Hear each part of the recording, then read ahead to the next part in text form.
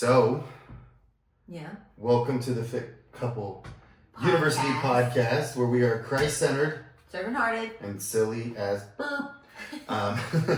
Today, we've got a really awesome topic, and the topic is, abs are cool, but have you tried not hitting your spouse by 9 p.m.? It's a really good topic. And roll with us. This is going to make a lot more sense. But before we get into the hate and the hangry and the hanger, we can both get hangry, and irritation of what it means to be a fit couple, I have a game for us to play. Let's do it. It's a very fun game, and hopefully we don't get divorced on camera. But it takes a little bit longer than you think. So this is a compatibility, if I can speak correctly, compatibility test. Okay. It's actually a compatibility marriage test. Okay. Live on air. All right. So even though this isn't technically live, we have notes. We have otherwise this would be like a 4-hour 5 questions. Okay. And we're going to see where we both sit to see how compatible we are. Oh boy. Yes. So first question, and it's going to you go, I go, right? Okay. So I'll ask you the question, then you're going to ask the same question back to me. Okay. Would you rather have a personal chef or a personal trainer? Personal chef all day long. Hands down. Not even a. We're both personal trainers. Like, why well, would we need one of them? I'm married to a personal trainer, so yeah. Personal chef. Yeah, because a chef's just Primo. gonna they could do your macros exactly how you needed it, change up the spices and stuff for you. I mean, like I try to do that anyway, but no, hands down, personal chef all day, every day. Okay. All right, next. Compatible. Who's more likely to survive a zombie apocalypse? You or me? Me. Why do you say this? I would say that just from a standpoint of hunter background and You don't think I had a hunter background? planning and not as much as I did. I literally lived it, breathed it for like all of my life until I went to Colorado. So this isn't a competition. Yeah. But I'm just saying preparatory hours. have you ever seen the movie Zombieland? No, I don't like that kind of stuff. It's actually it's a funny movie. It's almost like a spoof. Like it. You're ruining my Remember point my right now. I'm nightmares. trying to make a point. I'm listening. Don't shit on movies just because you haven't seen them. It's a funny movie. It's got Woody Harrelson in it. It's I get that, but if I watch stuff like that, I have nightmares. Just the visuals. It's just how my body responds to things. Which is not part of the purpose of this question or that comment at all. So about the movie. Zombieland. He gives out the rules to surviving the zombie apocalypse. Which are? Rule 1, cardio. So I win that one. That's the only reason I was going to say you would win. Okay, so is what's rule because 2? cardio. More cardio. Okay. And then rule 3 is double tap, meaning when you shoot them in the head, you make sure to shoot them again. Okay. Just in case. So that's 1 point in your favor. Okay. The other point in your favor is I would most likely sacrifice myself so that way you could survive. I can see that happen too. Yes. Yeah, I would be like That was the guy that was like, "Dude, I'm taking him out. You get lost." Yeah. And I'll at least take a dozen down with me before, But you'd have to promise me though, if I turned, meaning they bite me, because zombies they don't die. Yeah. You would have to like put me down. Okay. So I wouldn't bite you and turn you. Okay. Okay. All right. Promise. Pinky swear. Morbid. Morbid. All right. Would you rather work out together forever or never work out again? This is and take this to the extreme. Like every single workout you did, you have to do with me. Well, forever. You answer that one first. It's not even close. I'd rather work out together forever. Okay. Because the option of not working out, we wouldn't be together anyway. Because I'd be like well, no, maniac. I'd be a bad I human took that being. question as like never when stop we work working out, we either had to work out together or we always worked out separately. No, or never work out again. Period. Oh, so like well, work out that's together. Not a good question. Yeah. The other way you can take this How would question that even make the list? is: would you rather work out together forever, meaning your workout never ends, like you are constantly working out, Okay. like no sleep, no rest. Well, that's not sustainable. Of course not. The forever wouldn't be very long because you die. Okay. or never work out again. Well, you're not going to live very long if you never work out again. So I think I'm going to ask that question. That one doesn't count. No, that's why I took it the first way. Yeah. Work out together forever. Mm-hmm. Because some people do really value their alone time when they work out. Yeah. Or never work out at all. And I think, working out together forever would be way better. Well, I mean, that's what bonded us originally was working out together. Which he said that he would never work out with his girlfriend. It's been a hard rule for me for a long time. Yeah. Well, that's mostly because no one really sees the workout the same way that I see the workout. Like I'm pretty serious and intense when I train, and I know that you're way privy to that now. Yeah. I think it's a real shock for a lot of people though. They're like, oh, we're gonna go work out. It's gonna be cute. We're gonna have fun. Well, it's because a lot of people just show up to the gym and they decide what they're gonna do and what they feel like doing when they get there, and you're very structured and intentional because you're also bodybuilding and you love it. And you also have the knowledge, so there's a lot of reasons. I'm also, but I'm a nerd, so I actually really appreciate it. The hardest thing for us working out is just that, sometimes it keeps you from being able to just work out, and it's hard for you not to be in coach mode, especially when I have questions. So. That is challenging. I would say that the more challenging part is like going back and forth between the weights.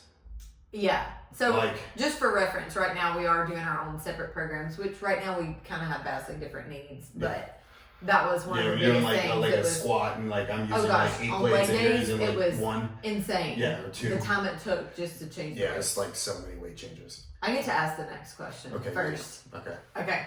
If you had to choose between eating pizza or having abs, which do you think I'd pick? I'm gonna say abs.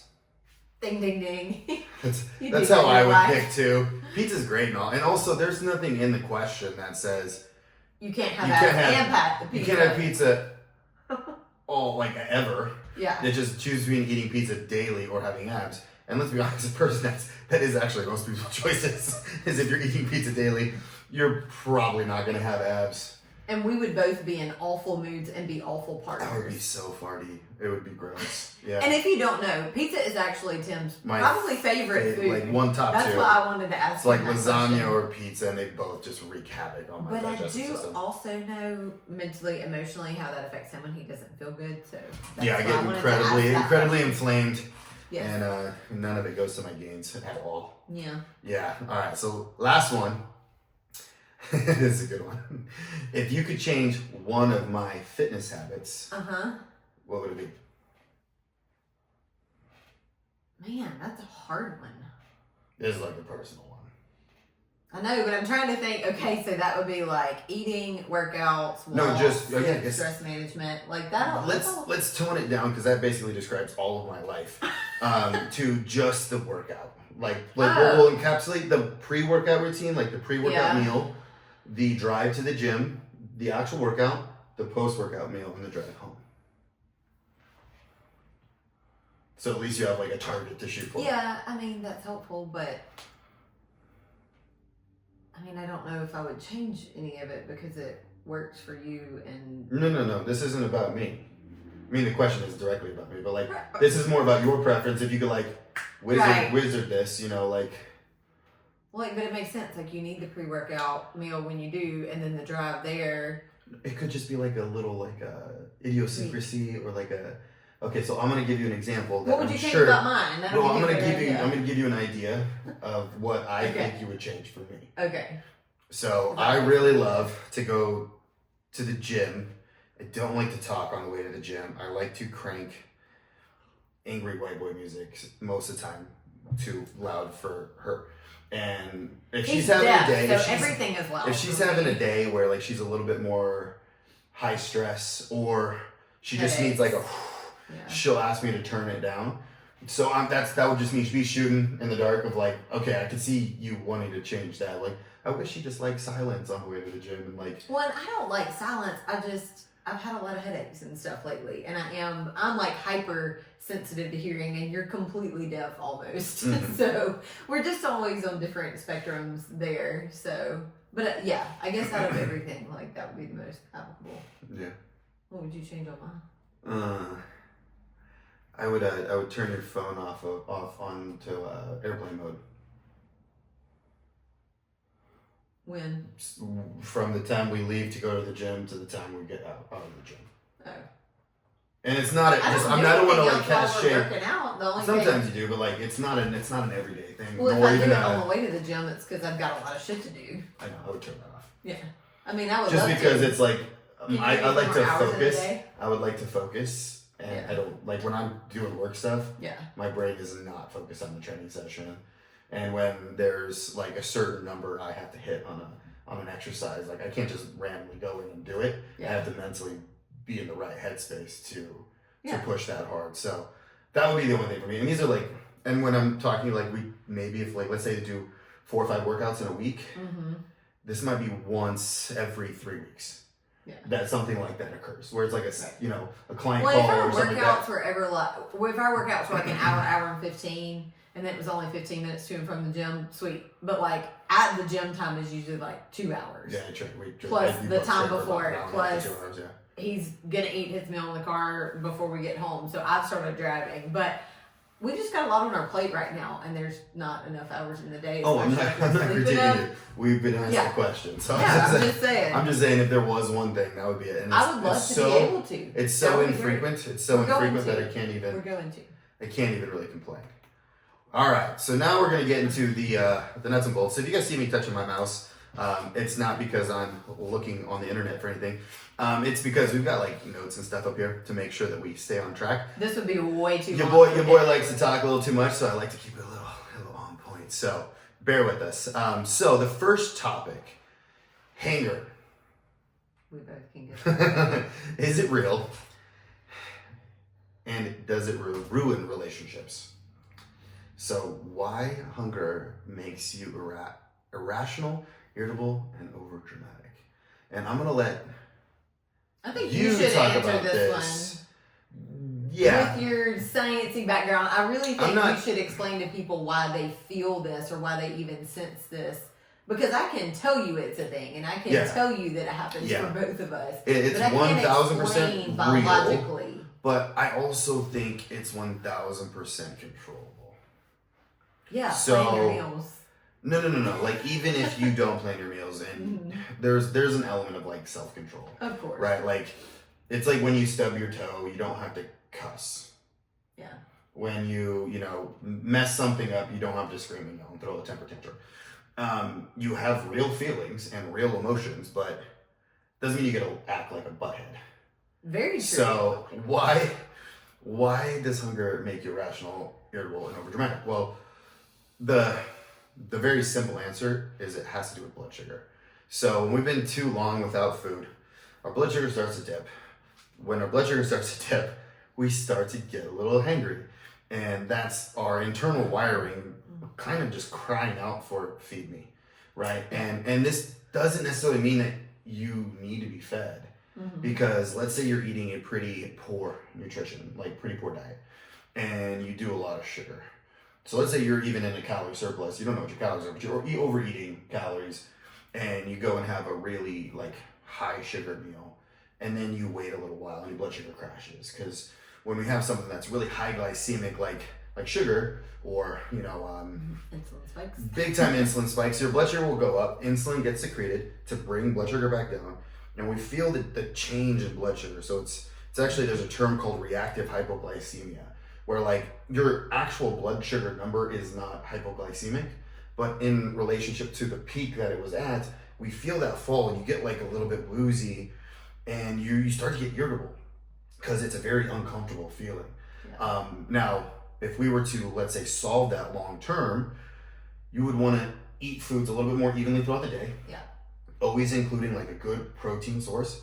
Probably stick to more, I would say, complex starchy carbohydrates instead of simple processed carbohydrates. Yeah. And the reason for that is, for one, the polypeptide or polysaccharide is what it's called. The long chain, like glucose molecule, basically. It's a carbohydrate. It takes a long time to be digested. And a lot of times it's accompanied with some decent chunk of fiber. So it slows the digestion down. So what we're creating effectively at the bloodstream level is a much more even curve of blood sugar rather than this wild up and down. Diabetics know this all too well because if they mess around too much, they can go into a coma. Like it's a big deal. So Yeah. What is your experience with that? I mean, I can't look at this without thinking about just genetic testing stuff that I do with clients, because it's very much that. And a lot of times it's just that it's a lot of processed food, restaurant foods, whatever, higher glycemic foods. And then some people have like a higher dopamine response to food. So, then that becomes a factor. Do you attribute a little bit of the hangriness to like the lack of getting dopamine? Have you seen that? Like someone who tests for a little bit higher, like of a dopamine response in relationship to eating food, like a dopamine, like a reward system, right? If they extend that period out, do you like, this is just your opinion, I don't know if there's any research on this, but have you noticed a correlation between those type of people and hunger?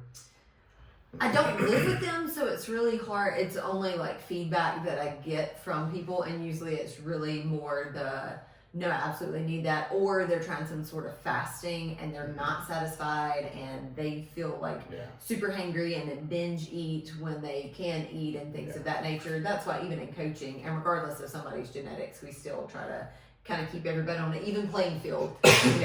Meals planned throughout the day, and I love even with the way that you plan our meals, how we even have like a last meal, because so many times people at night, they think that they need a sweet treat. And a lot of times we really don't, but we even plan that in. It's like a healthy option, but that's more on the sweet side versus savory. Yeah.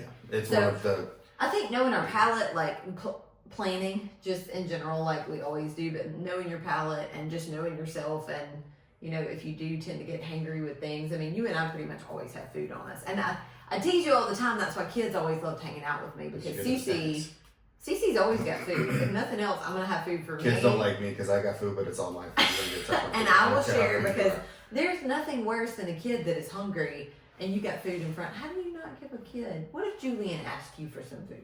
I've seen this. I've given him food. See? But in the context, you catch me in a deep diet phase. Yon. Either way, I think a really funny thing here, too, is I would like you to hopefully recant. Do you have any memories of me getting overly angry? Oh my gosh, right before the wedding. Do you have a story? I'm trying to think if there's like specifics, but you definitely are very different when you're angry. You're very short. Yes. Like you hear nothing else. If it is not absolutely necessary for survival, like do not talk to you about it. Until I get my food. I'm trying to think if I have like specifics.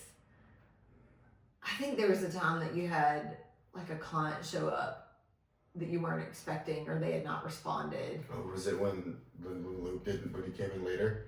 And I think so. He like showed like 45 minutes late. Yeah, and I was not so much worried about you training later as I was the fact of whether or not you had your food with you. But I think we took separate trucks that day. I didn't have my food with me now. We took separate vehicles, but by the time he got home, because I love him, I had started his food. Yeah, no to the wise. If you want your marriage to last, know your partner and their hangriness.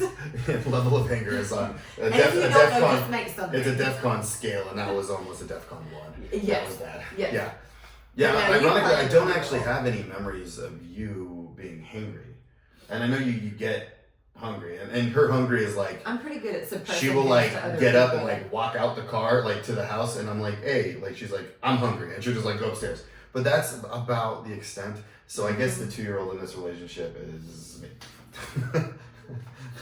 I try not to portray my whatever on you, but yes, if I'm hungry, I'm not frolicking, and I'm not going to have any sad conversations. I'm going to cook. Well, that's kind of why I made the first comment the way I did, which was, hanger is a real thing, but it's not an excuse to act like a butthead. Yeah. So that's for all you hangry men out there, and hangry women. I've met just as many women that are like, whoa, Broomzilda, like, get out of here. This is always a good one. So how many of you have the struggle when it comes time for meals, whether you're at home or you're in the car leaving and going somewhere, and you kind of have to make like a decision, like, what are we going to thaw out, get out, where are we stopping? The question is... Every couple in the history of couples have had this What problem. do you want to eat? Yes. I think everybody has had this struggle. My question to you is, why do you think couples struggle with this, like, making that decision? I've not thought about it, but I really don't know. You and I are pretty good at this. We're pretty good at, I'm open tonight, or I really want Mexican, which is kind of all the time, or one of us might really want a steak, or let's plan it around the dessert that we want. But there's been very few times that both of us have kind of been like, whatever. And if it's whatever, we don't go out. Like, we just like, let's just make dinner at home. We do. Because if it's a whatever, like, unless there's like then something it's not important enough to spend money on it. And what we cook at home is way cleaner and way less expensive. I think this is a more common struggle than, like, obviously compatibility's got to be at the core of this, and like, what do you like to eat, but also what style of eat, like, are you like someone who eats healthy, and this person's someone who doesn't like eat necessarily healthy.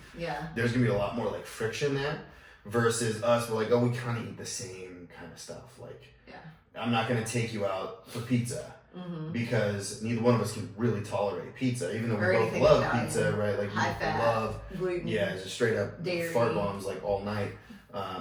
Very romantic. But that doesn't mean that most couples don't struggle with it, though, right? So like, if you had to think, like, what would you think is the main like culprit for this? And I do have a few ideas, but like, I wanted to kind of hear before I even look at that. So 2 points. What I kind of right now I'm thinking, because I've never really thought about this as to why people do that, is they don't want to be the reason somebody doesn't enjoy dinner, so they don't want the fault to go back on them if they pick the place. Really good point, Second side note on that is, I didn't realize this, but I've always said that I'm a recovering people pleaser. And I know that aggravates everybody. So I remember even growing up when that question would come up and nobody wanted to make a decision, even as a kid in like junior high or high school, I would think about restaurants that had multiple options and think about the people in the car with us and throw out like 2 or 3 that everybody could get something. Right. Because in America, you can usually get a salad, a burger, a steak, chicken fingers. There's plenty of freaking options. Maybe even pizza at the same place in multiple restaurants, or it's really close, and even if you drive there's like at least 2 different options from the same parking lot. So I've never really thought about that, but I think I was pre-trained to that. But I think that's a really good point. Yeah. Now, if we think about this from the context of people who do eat healthy, my take is, okay, let's say you have like your 1 meal per week that you can go off plan. There is no debate. Like, I've already thought about what I want. Of course. But that's not how most people operate. Let's say you like a lot of different foods, you want several things. And we're using the context of, we're in a new city. We're not very familiar with the restaurants here. But you get 1 meal. And you don't want to ruin it. You don't want to ruin it, You don't want to choose the wrong thing. Because you go out and you're like, we're having, ramen tonight. And we go to a place and it's like, that wasn't that good. Damn it. Now I have to wait till next week. So you have this like, you have almost like this FOMO, like this fear of missing out on what's actually good. When it push came to shove, like in Bozeman, it was always like, if we couldn't decide, we had a couple fallback options, like Sidewinders, gangbusters every time. We don't ever get disappointed at Sidewinders. So Nina's Tacos. They were like, those were, we call those layups. Like, they're just always going in. So Mary Piglet's was not the first time we went, but after that it became a good one, So how do you actually avoid these arguments? Because it's such a common thing that couples do. Like if you give some advice on, like, if you and I were consistently having this argument of like, geez, just freaking make a decision. Yes. Like, what advice would you give to the couple that always has that argument? Oh, that's a good one. So I'm very much a planner in all things in life. And if I see that this is something that's always, just say that it's like church. We've talked about maybe going somewhere after church tomorrow. If I think that that's going to be a source of contention, and I know that I'm already going to be really hungry, if not tonight, at least tomorrow morning before we head that way, I'm going to kind of plant some seeds. Hey, babe, what do you think you might want to go do, where you might want to go? So bringing it up before you ever go to the event, before the meal, to me is something I would do. That's great for like going out. Would you recommend the same thing for like if people struggle with like deciding on what to cook for dinner at home?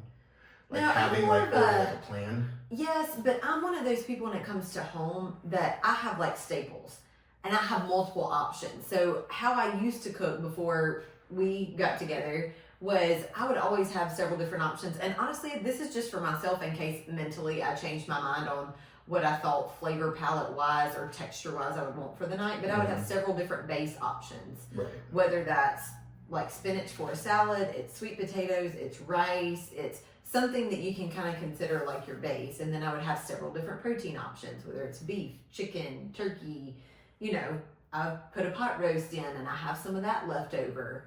I would have several different veggie options, and then you can choose: do you saute it, air fry it, bake it? So that there's a bunch of different options that you can put together.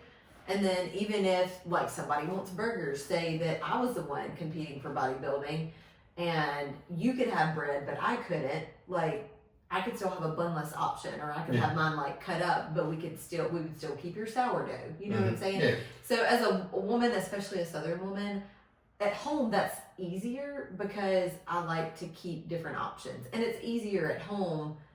Okay, I can make you a PB&J. 8-year-old Tim, if you just have to have PB&J like every meal. We all have that kid in the family that no matter what has that. That wasn't me growing up. I would eat dirt if my parents said dirt. So I think kind of like to distill that into like some good advice is because a lot of people don't think that way. They don't have stuff on tap. Like, especially like people who are like working multiple jobs, like crazy long hours, they might have to squat in the fridge. They might do a lot of takeout. They might do a lot of drive-through, fast food stuff. Convenience food options is to always have 3 to 4 go-to options at home. Yeah. And that way, if you have decision fatigue, and I think this is really what we're getting into, is like, we're talking about decision fatigue. When you've been like just wiped out and you start like, oh, I don't know what to eat. I don't want to mess up. But at the same time, like, I don't want to think about this. You have like these 3 to 4 go-to options. And that's what that people you know both people or whatever when they're on a fitness plan. Yeah, but that's like you always have those stocked in the fridge. Yeah. Your 3 to 4 go-tos that you both agree on. Like these are pretty good. Much like they are like our sidewinders, our Ninas. Yeah. They're the layups. Yep. Well, that, and then the other thing that I would say, because I use this in anything, and I will totally give Chris Voss a shout out on that. He wrote the book, Never Split the Difference. And it's about negotiating and just honestly how to have conversations with people or whatnot. So I think sometimes when we leave it open-ended, you get to that decision fatigue. Yes. So it's better if you just say, pick 2. Say, do you want Sidewinders or Nina's Tacos? Do you want, and just give 2 options at dinner at home. It's do so you funny want how steak, salad, and potatoes, or do you want pasta? Yes. And it's great because this is also like a really good parenting strategy. And Absolutely. instead of like do not ask giving them. your kids, Give do you them want to no clean your option. room or do you not want to clean your room? Kids are like, well, I don't want to clean my room. Do you want to clean it before breakfast or after your nap? Yeah. Or would you rather set the table or wash the dishes? Like, and then they feel empowered because they get to make the decision. Choice. Even though you curated the decisions to always benefit, like what needs to get done. Yes. So I think that's also like a sly little tidbit on just how to communicate with each other. Right. Like, babe, like this is what we have in the fridge. Would you rather have steak tonight or chicken? Yeah. And then she's like, well, cool. I can't choose pork because we don't have pork. So I'm going to choose steak or chicken. Sorry, I'm laughing. If you haven't seen the reel that we did about protein, you totally need to go back and check that out. just a little throw out there. And now the last point to going out is one quick little tip is to always set what are called like nutritional guardrails, right? So like we know certain boundaries that we can't cross within nutrition, mostly because of our goals, but also because of our nutritional needs and digestive issues, right? So setting up ground rules of like, all right, we're going out to eat. It's kind of like narrowing the playing field, like typing a search word into the Google narrows its field of like, okay, you're looking for yellow cats, not just enter on an empty search. Yeah. Right? Or just cats. Like it's gonna show what kind of cat you want. A Siamese, you want a calico, what do you want? So we're setting these guardrails up to kind of narrow down the field of options. Okay, so like what are you like for instance tomorrow, like I am not in a position where I'm gonna be eating a lot of like off-plan meals. Yeah. Right? So we already know that narrows the field quite a bit. It's gotta be something that you can have chicken or steak or some lean protein source, fish. And it's probably gonna have a veggie option and hopefully rice or like potatoes or something of that criteria. Yeah. So we know that narrows down a lot of the restaurant choices.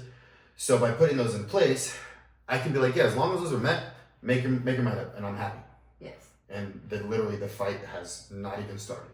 Yes. Well, I think that's the other thing is like quit looking at your spouse as the opponent. You're on the same team. Think about like 8-year-old soccer teams, like when the whole team both teams goes around the field with the ball. And the goalie's just like, still there, like, why am break I apart here? and strategize together. I think that's a bigger takeaway. So you're saying communication is a big Part of being on the same team, yes. Awesome. So we'll kind of put a pin in that one because I feel like those are really good habits or tips for people to follow. Okay. The next topic I do want to talk about is calorie tracking. Yes. Do you think it is effective or a helpful practice for couples to track together or to track separately? Can you expound on that? So, like, let's say we're both on a nutrition plan. Okay. And even though we follow pretty specific meal plans, Mm-hmm. but let's say instead of specific meal plans, you have a calorie, a carb, a protein, and a fat goal for the day. So you basically have a macro goal for the day. Right. And I have a macro goal for the day. Now, would it help or would it hinder our progress or our relationship, which would also hinder our progress, if we were tracking for each other, like tracking together? So like, let's say before dinner, we would sit down and be like, boom, boom, boom, boom, boom. Okay, that is 45 grams of protein, 30 grams of carbs. Total.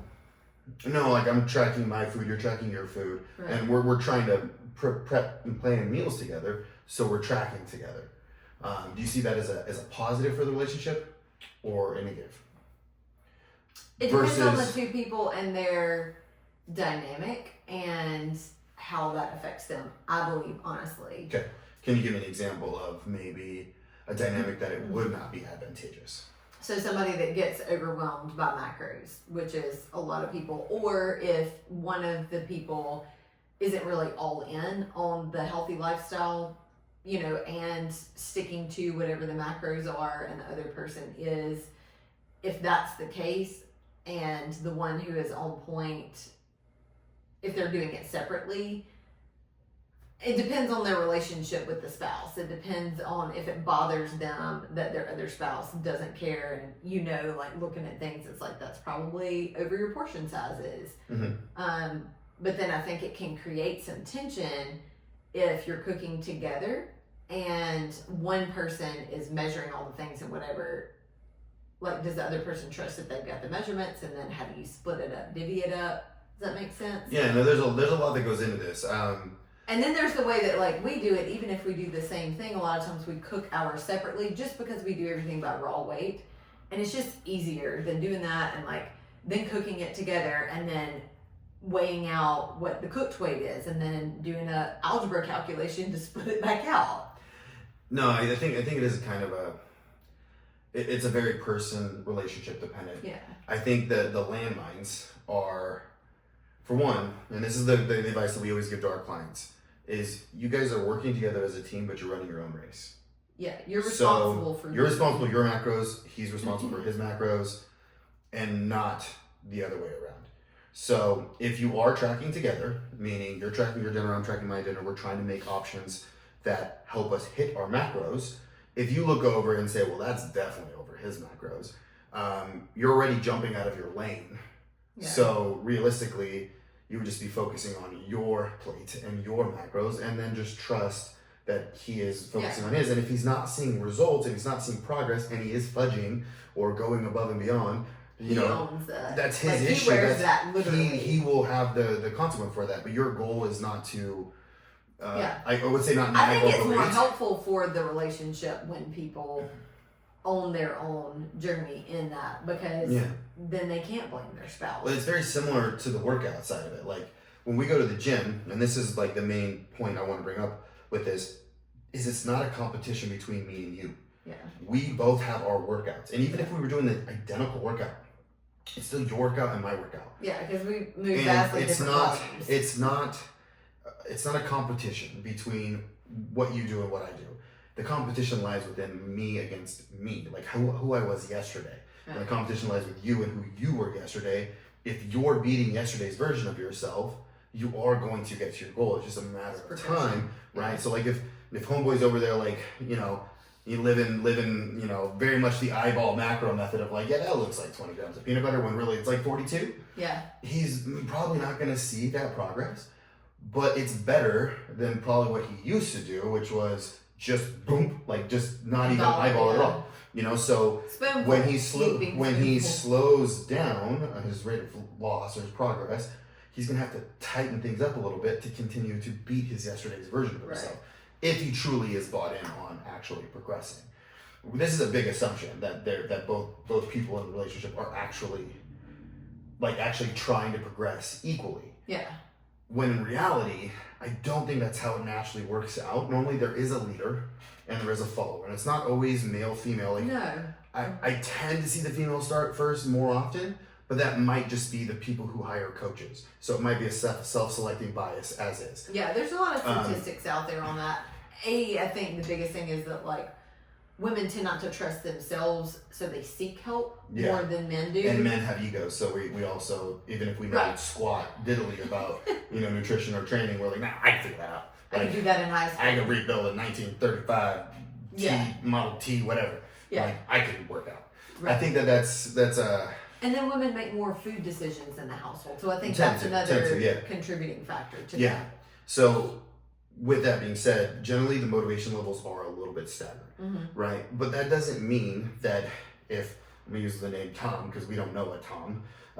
Let's say Tom and Pam are married, and Pam's like, we're going to get in the best shape of our lives. We're going to be sexy on the beach in 12 weeks. And Tom's like, okay, you said that last year, but I'm with you, baby. I love you. I want to do whatever you want. How much does it cost? Oh, $5,000? That's fine. I'm with you. So they start. Even if Tom's like, I'm barely starting. I'm just I'm here for you more than anything. Well, at least he's still doing more. He's still doing more than what he was doing. Yeah. And eventually, this is what I see, is Pam starts making some crazy, she's getting sexy. And then he's like, dadgum. And then that male ego, which was working against him in the beginning, turns around wait, you can't let your wife, she's kicking your ass. Especially in the gym. This was actually kind of a sneaky little marketing trick that I used in the gym, was I would bring your spouse to gym day on Saturdays. And so about 70-80% of the signups at the gym, it was a personal training gym, so it wasn't like an open gym, like a Gold's Gym or something like that. So you had to have a trainer when you came in, but we ran small group training, boot camps, etc. Yeah. And about 80% of the signups were always females. And I'm like, how do we get the dudes here? I don't understand. I'm like, well, dudes aren't really signing up, so they don't like that stuff. Let's bring a spouse day to the gym for free, so they could bring them in, and it was every weekend they could bring them in. It wasn't like you had to sign membership after the first free weekend. So what you notice is the husband would come in, and one of two things would happen. Number one, he would just be his ass just kicked, and then he would never come back. Okay. Never saw him again. Okay. He all of a sudden wasn't into fitness anymore. Option two was he would get his ass kicked. Okay. And this is providing that he didn't work out, right? He was not already CrossFit or something like that. He would come back the next weekend like a man on a mission. And then he'd come back the next weekend, and what he was really his ego was really hitting him because his wife would be doing laps around him in the gym, kicking his ass. Not just in strength, but her cardio was better. She was losing weight. He was like, man, I cannot let this happen. And so he would start to get a little bit of healthy. It would see it'd be a little bit of an ego trip. Yeah. And then he would sign up. I would say almost all of the husbands that were in our gym were from that method. And so in a diet phase, what I'm saying here is, in the beginning, it's probably gonna hold him back a little bit. But if he sees Tom sees Pam, starting to get sexy, and he's like, oh man, she's starting to look pretty good. I need to step my game up. Well, Pam's gonna leave me for Steve, Steve the sales guy at the shoe company down the road. I can't be having Steve sleeping with wife. So I gotta step my game up. I gotta start looking good with the lights on. Yeah. So that's what I see. And just a side note, what I've always said, and this is way before I met Tim, even by myself, but it applied for any relationship, is just because you got me, I still want you to want to keep me. Yeah. So I'm not letting things slide downhill just because you put rings on my finger. And more than just the Quelo ring. We just came from the gym. So. Yeah, these are rubber. That's the or look. silicone. You could have got this out of like a bubble machine like that. Yeah. Yeah, but these aren't the real ones. They're the ones that don't get jacked up when you grab iron. Yes. So. But like anything, kind of to your point, is I think when you're doing things together, it also unifies you. It gives you a unified goal and mission, and that's going to strengthen your relationship. And if you got a little healthy competition, it's just going to help you get there a little faster. But let's put a little air quote around competition though, because I think there is a form of healthy competition. And support. But the competition should never be, again, between you and your spouse. It's you against you, and then he gets in competitive with himself to catch you. Right. And realistically, I've seen that work out great. Yeah. When it becomes negative is when someone is domineering over the other person. Mm-hmm. Like or nagging. Or hey, like that's not 100 grams. Mm-hmm. Weigh that. Yeah. Which means I don't trust that you're taking your own responsibility seriously. Yeah. And it can be incredibly disrespectful and make you feel this big and make you not even want it. Mm-hmm. Like I don't want to do this with you anymore. Yep. So. For sure. So a good way to do that is be an encourager and support one another. What would you say the biggest mistakes couples make within like tracking their food? Like, are they on a structured plan? So like, let's say the same thing, because if they're on a structured plan, meaning they have a meal plan, mm-hmm. they're not really tracking their food, they're just following the meal plan. So like, let's say they're people who just use MyFitnessPal and they're trying to hit a certain carb, protein, and fat total for the day. But what would you say are the main like mistakes that couples make? Oh, biggest mistakes on that is they truly don't understand the portion sizes they're entering in their tracking app. Yeah. Like they may think it's a half a cup or they may think it's a half of an apple or whatever, but over the course of a day, compounded over a week, over a month, all those little miscalculations add up and are usually the difference in why you're not quite where you think you should be. We generally always have our clients weigh their food, portion it accurately. Mm-hmm. For the first several weeks, if not months, depending on how long it takes to internalize that. But eventually you get to the point where your eyeball is fairly accurate, like within 10%, I would say. But in the beginning, it's wildly inaccurate. Like even my own. Tonight, remember my sweet potatoes? I put it on a plate. I don't know what it is. This makes no sense to me. One plate is 100 grams more than the other. And I was taking my sweet potatoes out and I showed Tim, I was like, there's no way that this is 200 grams of sweet potatoes. And sure enough, I like raked it all back in the bowl and then put that plate on, teared it.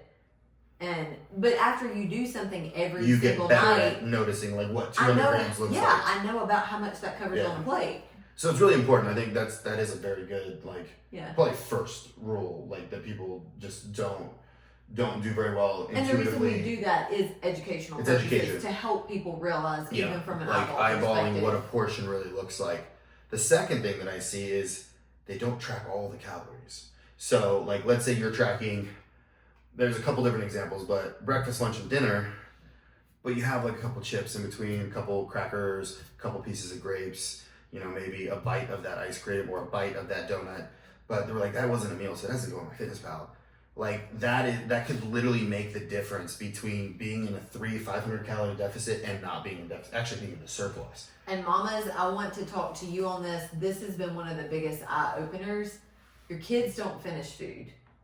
You're tracking, but you're not tracking the bits, bites, and licks off of their plate that you don't want to waste. Yeah. Those count too. They all count. Yep. The other thing that people miss is they'll track their food, but they don't condiments, track their condiments or their drinks. And the drinks tend to be the biggest one. I do not understand why.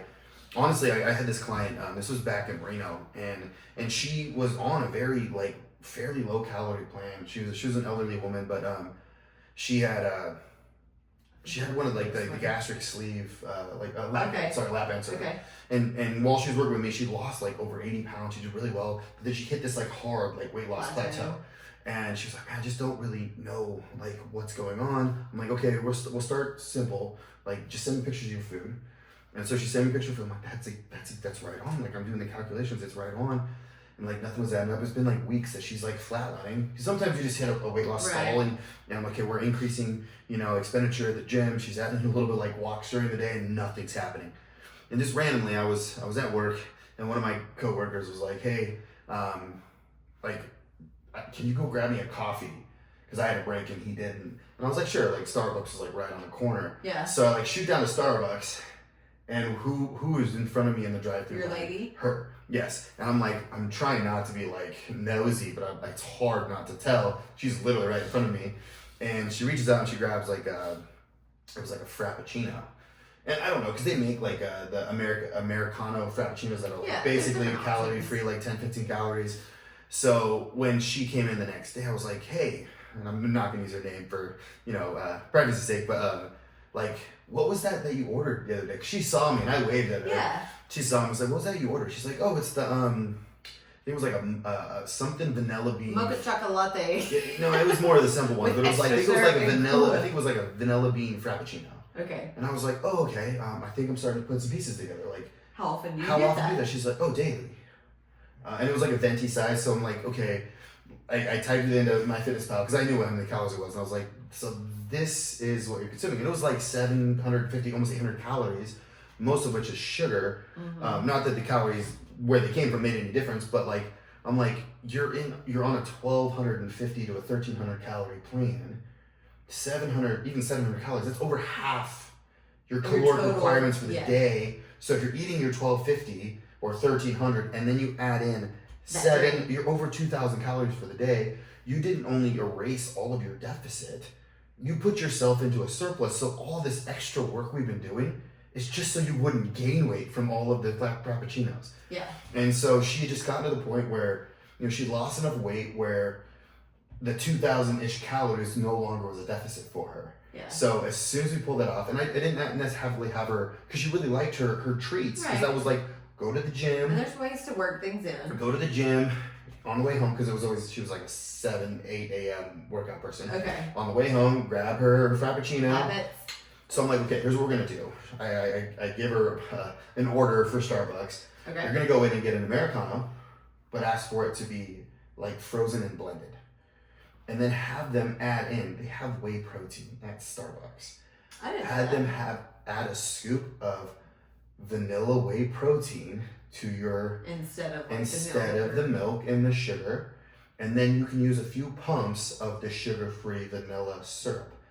And it came out all in all was like 25 grams of protein, maybe 5 grams of sugar, because of just a little bit extras in there. It was like under 100 calories. Or just right at 100 calories. And she needed that post-workout nutrition anyway.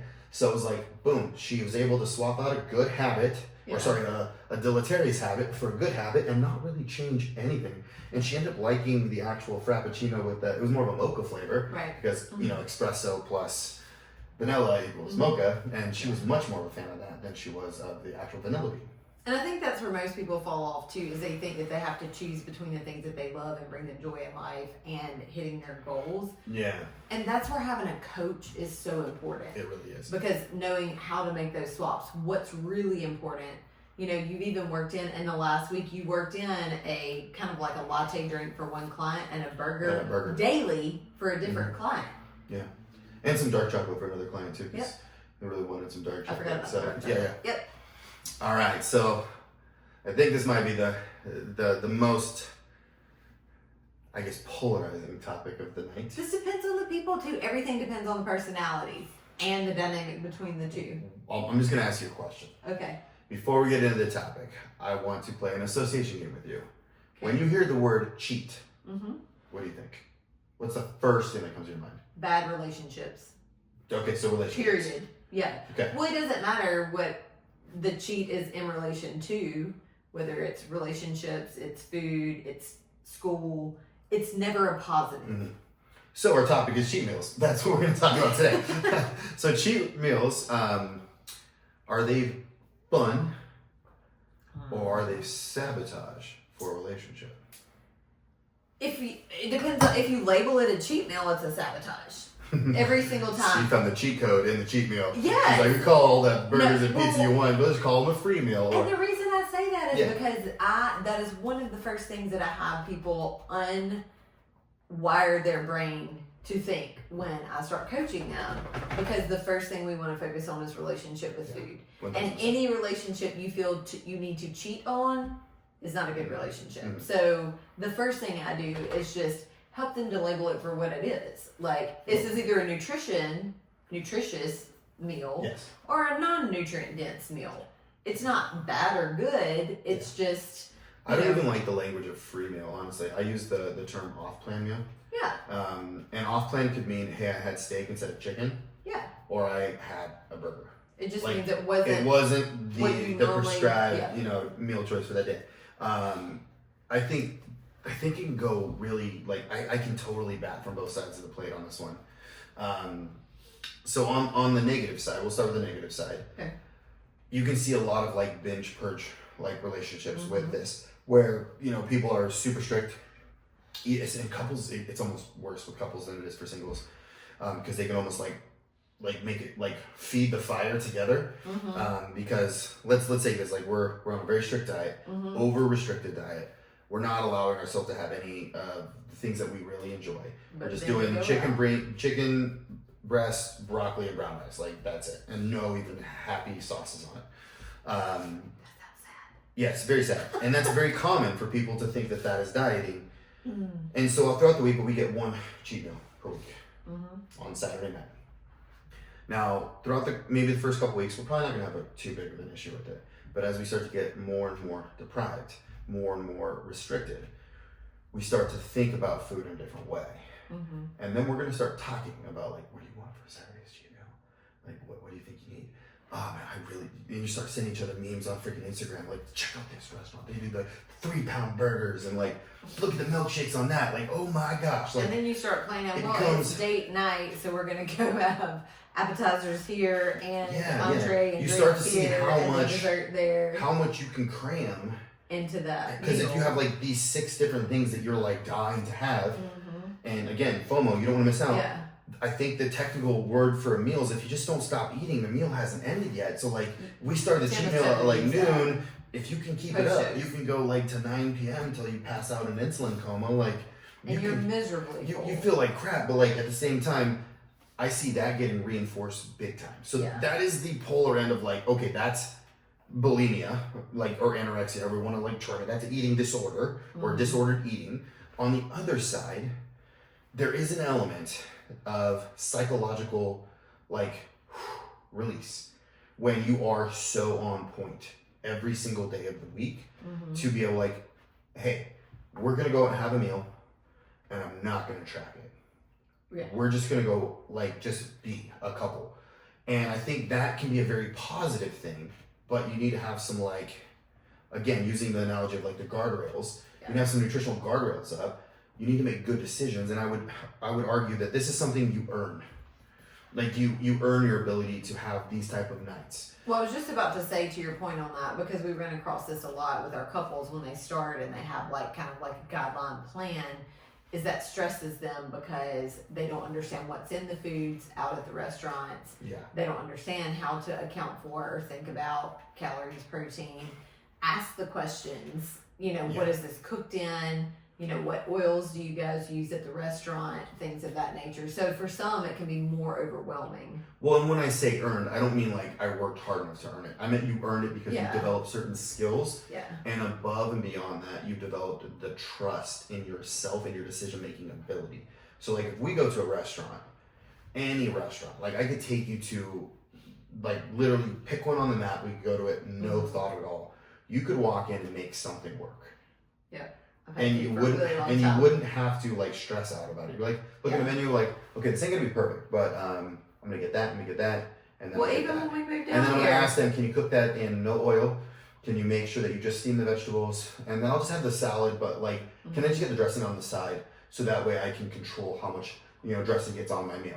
Like, you didn't go into this game like no one did knowing that. Like you had to years. You had to learn that, but you also the other skill you have to think about is the skill of being able to control yourself around options of foods that you really want and are hard to undereat or hard to not overeat. Right. So like take me to a crumble cookie like crumble cookie store post show is not a good idea for me because I'm like, yeah, I'm just gonna get I'm just gonna get a one cookie. And be like, you know what? There's only like $2 more in your 4-pack. And then before I know it, all these mental gymnastics to come home with a 12-pack. Like, and I will eat 6 on the way home, so that way it only looks like I bought a 6-pack. But she's smart. She's like, they don't sell 6s, they only sell 4s and 12s. So she knows. So I'm like, oh, shit, now I have to eat 8. And I've got to eat 8 on the way home. I stopped by another crumble cookie just to get a 4-pack box, so I can take those 4, put them in a box, and come home and be like, plan ahead. Like you ask them for the 4-pack box at Crumble. I'm not trying to support your bad habits.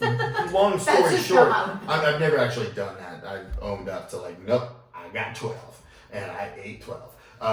But what I'm saying is it's not a good idea because I knew and I know and I continue to know that I have very poor control around sweets when I'm in a heavy dieting phase. Yeah. And you're super restricted. And when I'm not necessarily just restricted, but when I'm like really low body fat, yeah. My hunger's really high.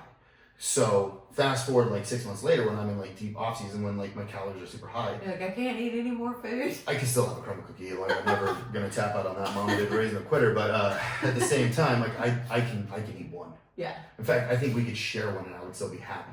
Yeah. But I just in a diet phase, it's a big part of just like also knowing yourself. And being honest with yourself and having a spouse with you to be like, hey, babe, I noticed every time we go out for our free meal and you say we're going to be better this time, but you always order an appetizer and like you have like 4 like things of chips before the meal even comes. And then you slam the meal and then you always want to go for dessert afterwards. Like, why don't we just try picking one tonight? Or no Mexican, so there's no chips. Well, like, but even if you love Mexican, right? Like, let's start just doing just an entree. Yeah. Or just an appetizer. Or just a dessert. Like, let's just pick one. And communicating that before. Like, saying, notice hey, how I said that positive. to her? It wasn't negative. It was more like, hey, let's try this. I noticed this last time. And I also worked know so hard, like edify them and you know how they've done well. Yeah. And it helps because sometimes we do have like blinders to our own tendencies. Right. To have someone just be honest with you that you care and trust. That is not trying to steer you like the wrong way. And that's another way that we show love, guys. And I think that's why it's so important to have open communication with your spouse, to have great people in your inner circle of friends. Because I've not had a spouse or even a significant other for forever, my close friends have been that for me. And so many different areas of life, they've called me out and I've expected them to call me out, but they do it in love, just like you did just then. That's how it works. Hey, I've noticed this, I'm just concerned for you, or hey, you're doing really great with this, and I saw so-and-so implement this in their business or their workouts or like whatever the subject matter is. Have you thought about trying that? And sometimes just like offering up ideas, but like being super supportive in that. And I think just having like a spouse to see you in things, this is something that you've actually said over the past couple of months, even before we got married, that it helped you to see how I ate free meals. Yeah. So that you weren't as tempted to try to eat 4 desserts in one night or, try to eat all the things or try to hide, because at the end of the day, like we can't hide from our coach when we have like a 3,000 calorie meal. No, you can't hide from yourself, and I think that's the most important thing to recognize. It has nothing with your coach. It's you got to go to bed with yourself tonight. You got to wake up with yourself tomorrow. Right. And I always tell my clients, like crap. Yeah, but it's even less about how you feel, and it's more about like you made a decision. You're a big girl and big boy. You make a decision, and if you decide to eat that way, that's your decision. Mm-hmm. And that's actually an empowering thing to have that decision. Right. And I would say that one of the things I've picked up from you is when we go out to somewhere, or even when we're eating at like my parents' house or like somebody else's house, and you start to eat something, you're like, it's good, but it's not that good. Man, I'm all about it, but it's got to be like worth it. I'm 5'3". I don't have as much room to spread it out, so it has to be worth it for me to invest. Like I literally look at it as an investment in my taste buds. Like you're welcome, taste buds, as to whether or not that is worth it for me. Like you were talking about with the drinks earlier. That's something we both come across so often with our clients, and the way I relay it to them is, hey, pick your poison. I don't know about you, but I would rather eat my calories than drink them. and I get some people don't like water, but there's other things that we can do to make water taste good, or get seltzer waters, or just so many other options. And then you can feel full off of actual food and not just high sugar, high calorie drinks.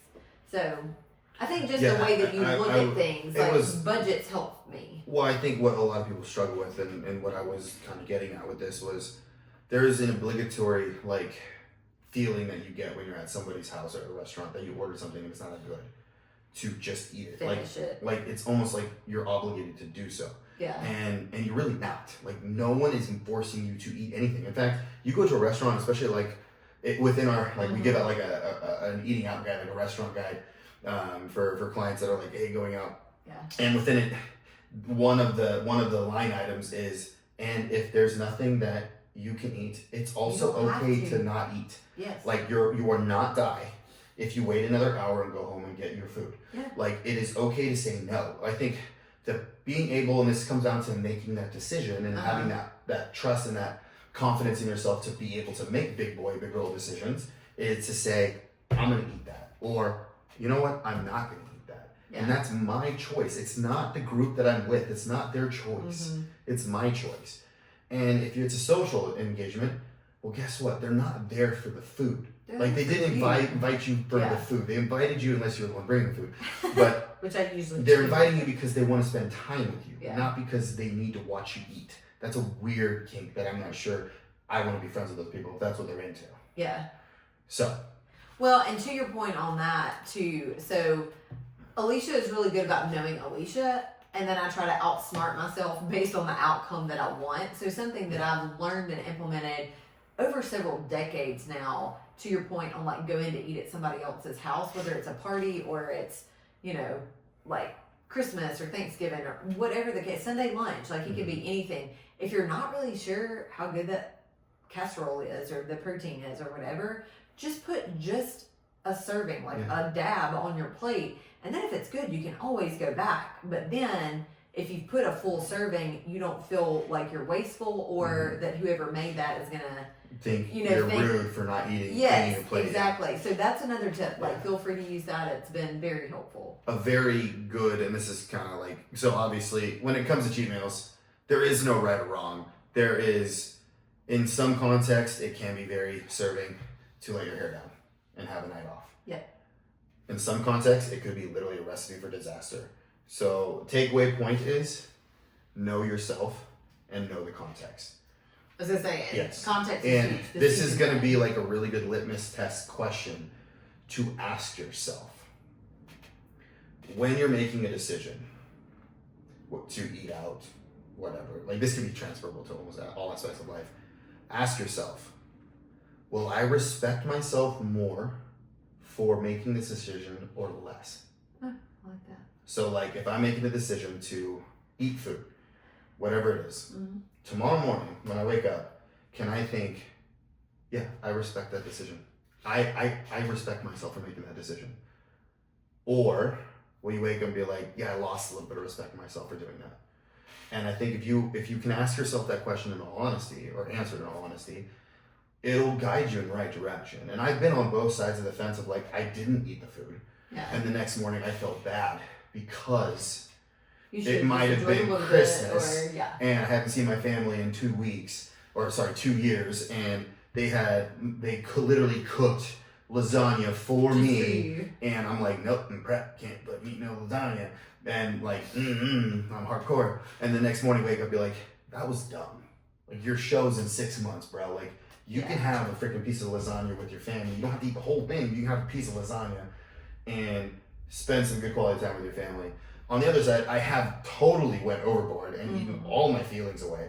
And I woke up the next morning with like, yeah, totally lost respect for you. I'm even thinking about you right now and I don't have respect for you. Like, you're grossing me out a little bit right now. Like, that's a bad example. But like, if you can say to yourself, the decision I made last night or whenever it was, I have gained respect for myself in making that decision, you're going in the right direction. Right. And I just want to say, like, you've done really well at moving forward with that, even over this last year, because, you know, even over the holidays this year, you were much more relaxed. And I think that it's important that you realize that's something you struggle with, because some people, they can struggle, and one lunch at Thanksgiving or Christmas or whatever the weekend might be just snowballs, and they just throw everything out the window for the rest of the time. So for that person, sometimes mentally, it's better just to stay on a plan. Mm-hmm. But then you have that other person, this is very much me, that, and I don't hold myself to this, but like if I had a coach that was like, no, you absolutely like cannot eat off, plan, like you have to stick to this.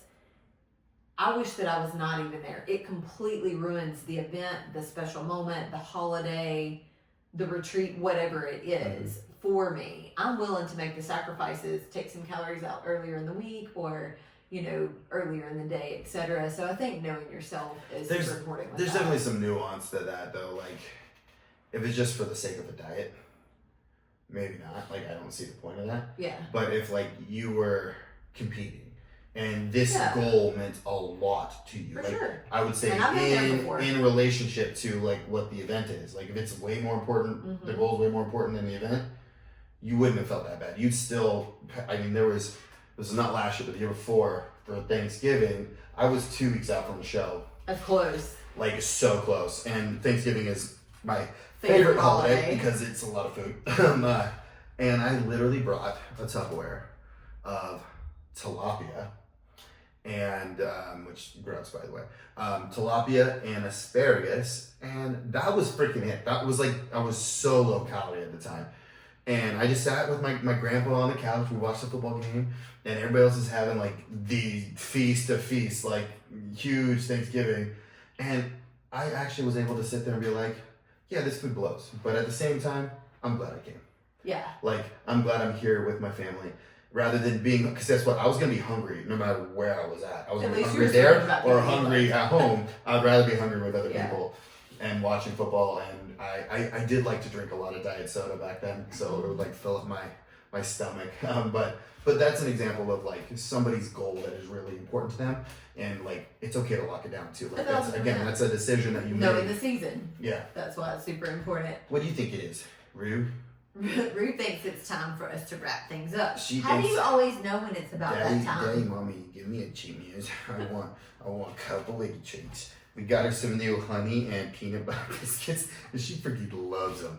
She's gonna start doing calculus to gain treats. Oh yeah, you're about to make us a lot of money. Long-form calculus for the big dogs, right? Building rocket ships with Elon. You'll just enjoy the last few podcasts we're going to have because she's going to be the breadwinner in the family after this. Thanks, honey. Did you see that? This is totally just like the meme of the little miniature like toy Aussie that they dressed up like Donald Trump. No, and he's got the terrible toupee and he's wearing like the suit and tie and he's like, executive order. We're going to legalize free treats for all the Aussies. And it's like all these like quick little memes of like what Aussies, what Donald Trump would do if he was a dog. Yeah. Like we're gonna build a wall around all the treats, and we're gonna make the cats pay for them. Like. Say Dad always knows the dad jokes and the Aussie reels. I call them the dog jokes. If he sends me something on Instagram, 99 times out of 100 it has a dog. Usually an Aussie. I'm only. There's 2 plays. The first play, laughter. Second play, together with the dog. She's not on to me yet. I know she wants chocolate labs, so it's like, puppies. Don't look at me, puppies. Like I need any help. Anybody who knows me has known that I've been wanting to get another dog since I was in Colorado, which was like 12 years ago now. But worked too long hours at that point, and anyway, we will. Time is right. And that will be a joint decision that is well communicated. Tomorrow the time is right. All right, babe. Any closing thoughts? I think it's just like anything in a relationship that communication's key, that having a shared vision and goal is always helpful for you to have success in whatever you're trying to do. Mm-hmm. And that would be my 2 biggest takeaways.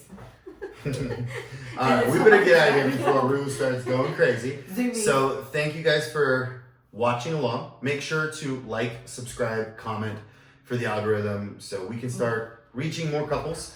And if you are interested in coaching, if you need some help, you and your hubby or your lady friend, if you're gonna need some help, shoot us a DM or an email at thecoupleU@gmail.com, and we will chat and we'll get you going on the right path. So hope you guys have an awesome night, whatever night it is you're watching this. Or day. And we'll or see morning. you next week.